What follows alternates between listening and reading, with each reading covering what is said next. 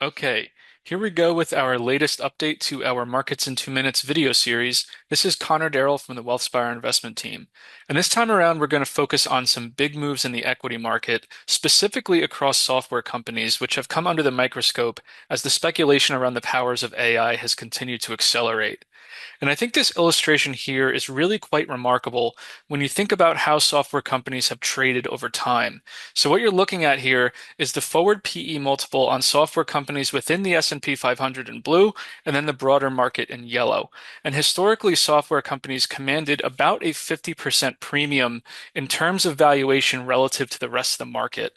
And the reason for that has simply been that these tend to be incredible businesses with really sticky recurring revenues, right? These customer bases have very high switching costs. It's just a really significant investment of time and resources for a company to change its enterprise software providers. And that's provided a big economic moat. But what we're seeing now is that AI is becoming powerful enough that it's all of a sudden become feasible that businesses might bring some of this stuff in-house, or at the very least, they may not need as many software licenses as they used to. And that just completely undermines what was historically a really strong, defensible business for software companies. And the consequence is that the premium valuation that those companies used to command has completely disappeared in just the past couple of months. And these stocks now trade at a forward multiple that's just about in line with the broader market.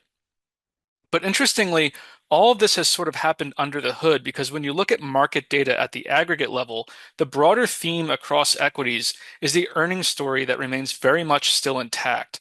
Now, the war in Iran was sort of this wrench that got thrown into things and created some angst for markets and for the economy. But it's important for investors to remember that both the economy and the market came into this year with a lot of positive momentum.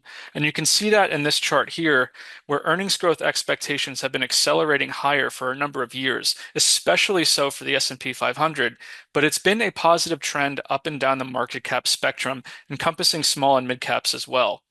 And so that put the market on a very solid foundation that I think helped provide some defense against the uncertainty that has come about this year from the rising geopolitical risks that are proliferating around the world.